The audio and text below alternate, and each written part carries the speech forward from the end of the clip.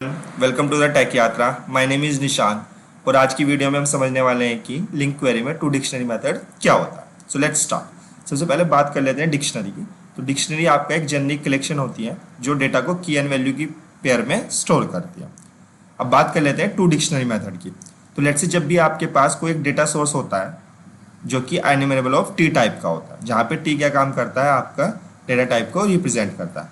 And then आपको एनिमरेबल of T से data source को डिक्शनरी में कन्वर्ट करना है। ठीक है, आई मीन की वैल्यू पेयर में आपको उसको कन्वर्ट करना है। तो उस केस में आप क्या काम कर सकते हैं, टू डिक्शनरी मेथड का यूज कर सकते हैं।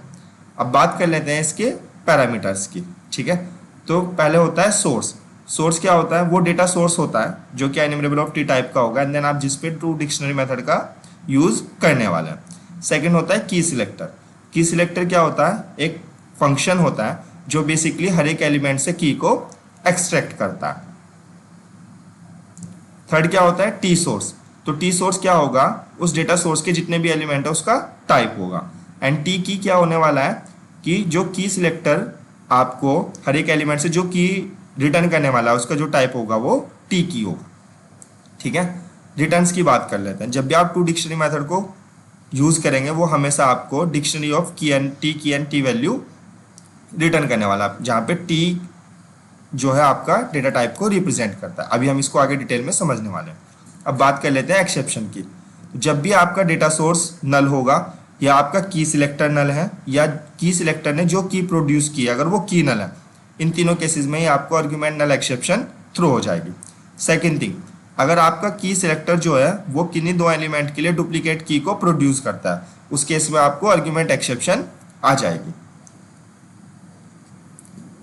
अब हम क्या काम करते हैं, जो हमारे पास टू डिक्शनरी होती है इसका एक ओवरलोडेड वर्जन और होता है। उस ओवरलोडेड वर्जन में हम क्या काम कर सकते हैं, की सिलेक्टर के साथ साथ हम की एलिमेंट भी, आई मीन जो एलिमेंट सिलेक्टर होता है वो भी पास करते हैं। ठीक है, तो यहाँ पे जो एलिमेंट सिलेक्टर होगा वो क्या काम करता है, वो एक ट्रांसफॉर्म फंक्शन होता है जो हर एक एलिमेंट से एलिमेंट वैल्यू को फैच करता है। ठीक है, अब हम क्या काम करने वाले हैं, इसके एग्जाम्पल्स को समझने वाले हैं। और जो सेकंड ओवरलोड वर्जन होता है उसमें भी एक्सेप्शन सेम केस में आएगी। अगर की जो है वो किन्हीं दो एलिमेंट्स के लिए सेम है, उस केस में भी आपको system dot argument exception throw हो जाएगी। और अगर आपका डेटा सोर्स नल है उस केस में आपको आर्ग्यूमेंट नल एक्सेप्शन आ जाएगी। ठीक है, अब हम इसके एग्जाम्पल्स को समझ लेते हैं।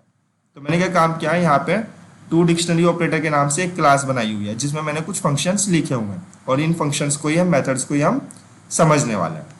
मैंने इस क्लास का object program dot C S में बनाया एंड देन मैं इसको डिबग कर रहा हूँ ताकि हम कोड को लाइन बाय लाइन समझ पाए। तो सबसे पहले मैंने इस क्लास का ऑब्जेक्ट बना लिया। अब मैं एग्जाम्पल जो एक मेथड था उसको कॉल करने जा रहा हूँ। मैंने यहाँ पे क्या काम किया, एक लिस्ट बना ली, लिस्ट ऑफ प्रोडक्ट। अगर आप प्रोडक्ट पे जाएंगे, प्रोडक्ट एक क्लास है कॉम्प्लेक्स टाइप जिसमें तीन प्रॉपर्टी है, आईडी, नेम एंड प्राइस। ठीक है, तो यहाँ पे मेरे पास क्या हो गया, एक प्रोडक्ट की लिस्ट हो गई। अब मेरे को उसको डिक्शनरी में कन्वर्ट करना था, तो मैंने क्या काम किया, जो डेटा सोर्स था लिस्ट प्रोडक्ट्स उसमें डॉट लगा कर मैंने टू डिक्शनरी मेथड का यूज किया। और डिक्शनरी में मेरे को क्या काम करना था, की सिलेक्टर पास करना था। तो मैंने यहाँ पे X equals to X dot I D, ये मैंने यहाँ पे एज ए की सिलेक्टर पास कर दिया। ये कह रहा है कि हर एक ऑब्जेक्ट से या हर एक एलिमेंट से आईडी को एज ए की फैच कर लो।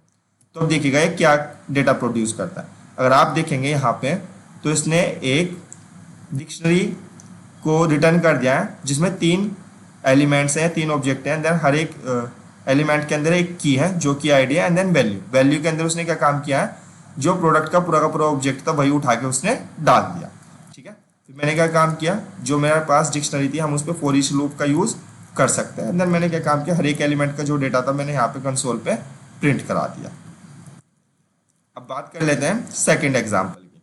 तो मैंने आपको बताया था कि जो सेकेंड ओवरलोड वर्जन होता है टू डिक्शनरी मेथड का, उसमें हम की सिलेक्टर के साथ साथ एलिमेंट सिलेक्टर भी पास कर सकते हैं। ठीक है, तो यहाँ पे मेरे पास एक लिस्ट ऑफ प्रोडक्ट आ गया।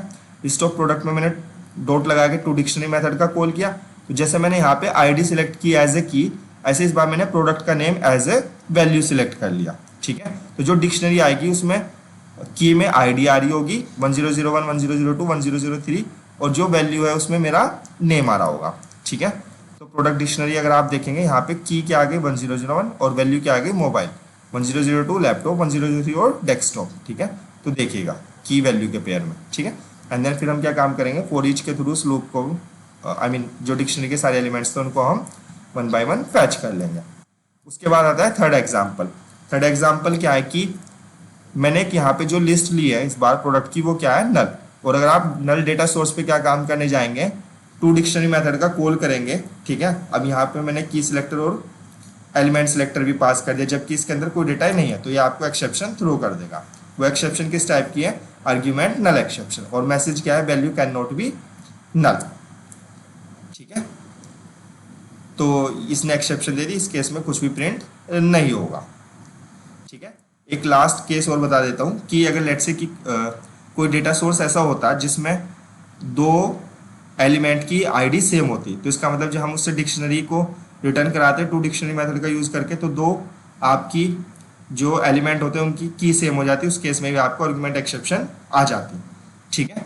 तो आपको आई थिंक ये समझ में आया होगा। एक बार फिर से समराइज कर देता हूँ। जब भी आपको आइनमेरेबल ऑफ टी टाइप का जो डेटा सोर्स होता है उससे डिक्शनरी जो कि की वैल्यू के पेयर में डेटा को स्टोर करती है उसमें कन्वर्ट करना है, तो आप डॉट टू डिक्शनरी मेथड का यूज़ कर सकते हैं। अगर आपको इस वीडियो से रिलेटेड कोई भी क्वेश्चन है तो आप यूट्यूब पे कमेंट कर दीजिएगा, मैं आपको वहीं पे रिप्लाई कर दूंगा। और अगर आपको वीडियो पसंद आई है तो please like share and subscribe and hit the bell icon. Thank you, let's connect in next video, bye.